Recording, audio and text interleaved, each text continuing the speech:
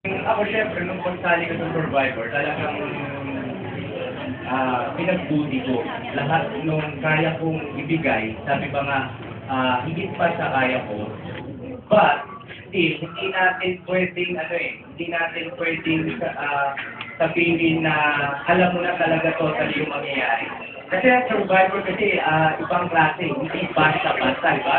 So, sa akin, hindi ko sinabi sa sarili ko na maaga akong mawawala.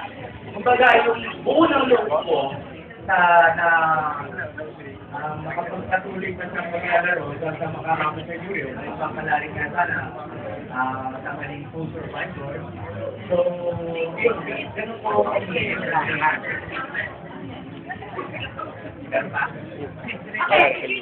yes. Thank you. Question is, Next na mauna ka makatanggal, kabilang sa mga una makatanggal.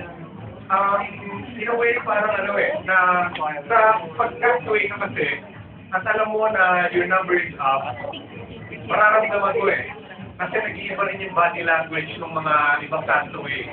Maraming times. In my case, I think right from day one, naramdaman ko na yun It was sink or swim.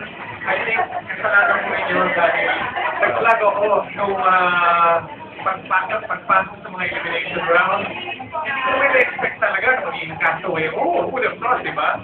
So, pero because na-flag na yung pangalan ko that I could be a viable castaway, na-request na nila lahat yun So by the time you were already, I was identified as the lone rider, threat, and I felt na everybody kind of zeroed in on me. So, it was really it was very trying right from day one to stay alive.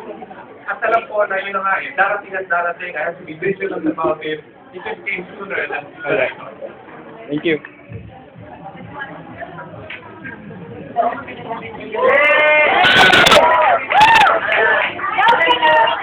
Ako nagpasalamat din po ako na nakarating ako doon sa paglalama.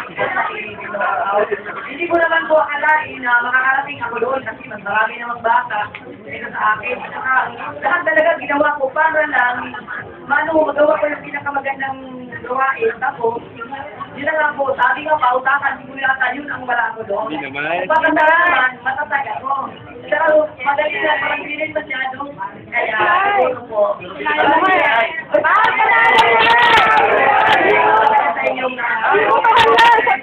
Panalo ka na! Salamat po. Thank you. Thank you.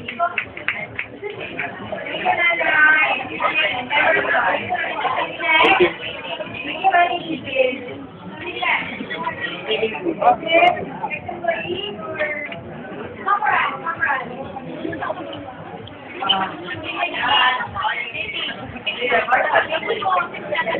Okay.